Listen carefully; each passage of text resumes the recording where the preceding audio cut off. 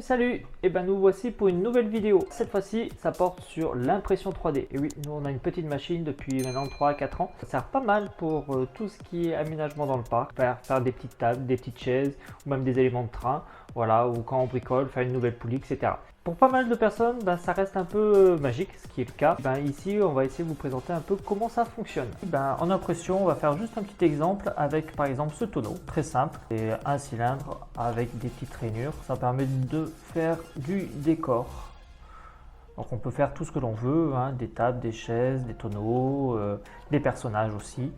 Voilà, donc là on utilise le logiciel Blender qui est un open source. Ça nous permet en fait de pouvoir construire et créer le volume, l'objet en question. Et après celui-là, on va faire une exportation de ce fichier en .stl.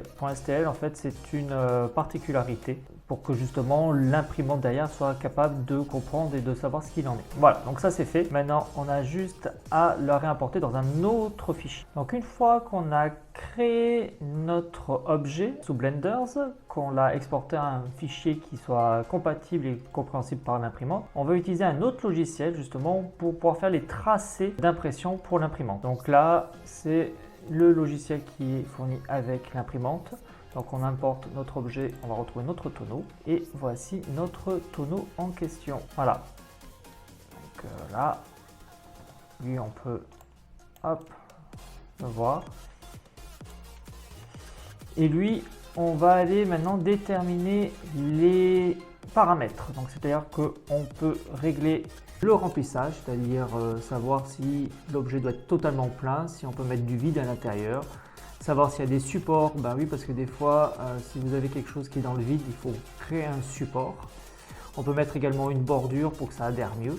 Et une fois qu'on a fait tout ça, tout simplement, on va demander à ce qu'on découpe l'objet en filaments. Donc voilà. Là, il vient d'être coupé. Il me dit qu'on devrait avoir pour 45 minutes et avec 6 mètres de filament. Voilà. Et là, on se retrouve avec notre objet qui est là. On peut voir même les différentes couches qui ont été faites. Hop. Voilà. Donc là, on voit qu'il y a nos différentes couches qui sont créées.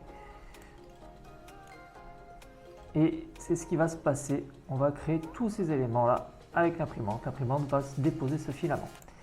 Voilà, donc une fois qu'on a fait ça, on va exporter le nouveau fichier découpé pour que l'imprimante puisse comprendre ce qu'il y a à faire, quel est le travail qui est.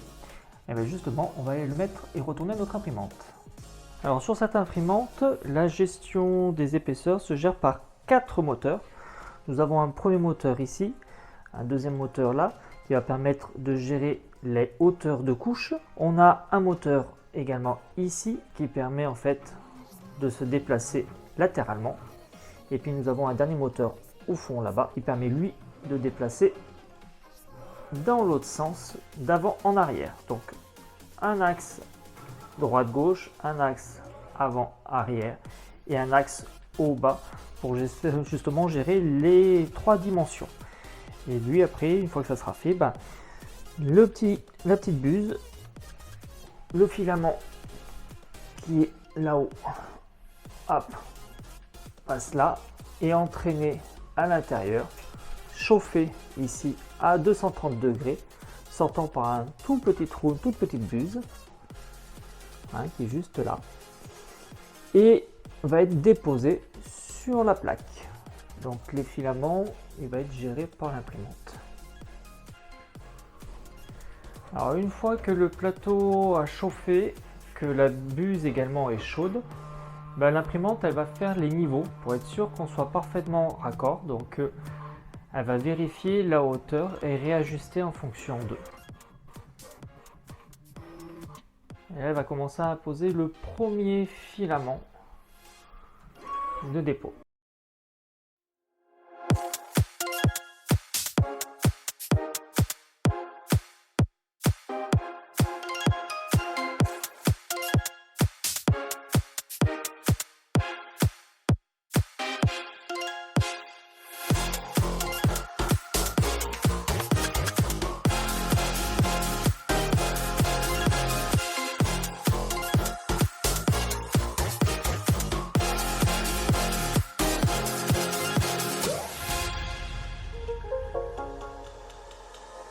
Donc voilà le résultat.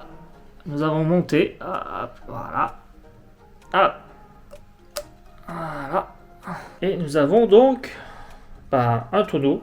Bon, celui-là il est creux, hein. On peut le faire à la base fermé. Et voilà. Donc on a bien, hop, si je regarde en zoom, vous avez bien les stries qui apparaissent très nettement. Alors là c'est très épais puisque c'est du 3 mm, 0,3 mm. Donc ça veut dire que en termes de qualité on est sur du grossier. On peut être beaucoup plus fin que ça, mais ça dépend. Là pour les personnages par exemple on passera en 0,1 pour ce qu'il en est. Là de loin, vraiment, le rendu est pas mal. Voilà, j'espère que ça vous a plu. N'hésitez pas à liker, à partager et on se retrouve pour une prochaine vidéo. Salut